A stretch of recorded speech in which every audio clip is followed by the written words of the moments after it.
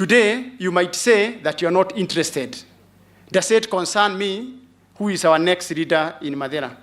Does it concern me who becomes the next president of the Republic of Kenya? I want to assure you that it concerns you. That is why today we are all out there making a lot of noise, complaining of what is not happening in the country. And therefore, when decisions are to be made, personally, I always ensure that I'm deeply concerned, because what will happen, whoever rules this country will directly impact into my life. If you have a bad government, it will impact on me. If you have good government, it will impact on me. The government in place is the one that is concerned on how much you pay your taxes. So if you're not concerned, there will come a government that will overtax you and without representation. Overtax you with no development. The government in place decides how much your milk will be bought, the price of milk. The government in place will ensure either you get prices for your tea, good prices for your coffee, good prices for your milk, good prices for your rice, and even how much you sell your rice stock.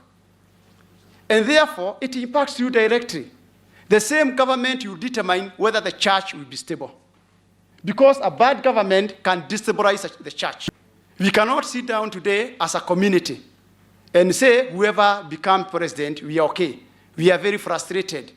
By the end of the day, at the end of the day, what did the other one do for us?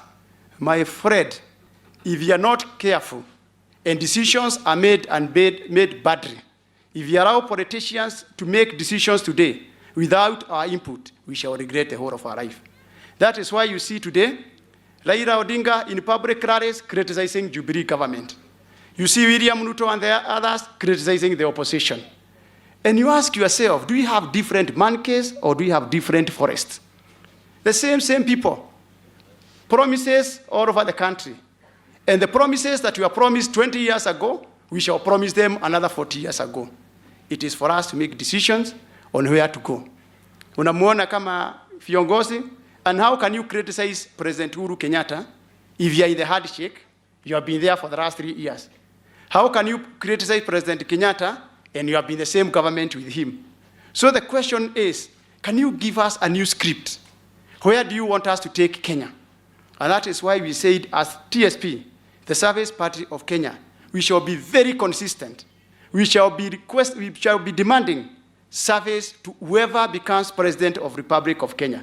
Because either I will be in the government or not, I have a duty. If you're in the opposition, you have the duty to demand service from the government of the day. If you are in the government, you have the duty to offer services to the people who elected you. And therefore, I'm not afraid on where I'll be. I'll only be afraid if I will not articulate issues that concern Kenyans. You talk of 50 years to come. Where will they be? Will they be alive 50 years to come if they cannot meet their basic necessity? Those are the questions that we must ask ourselves.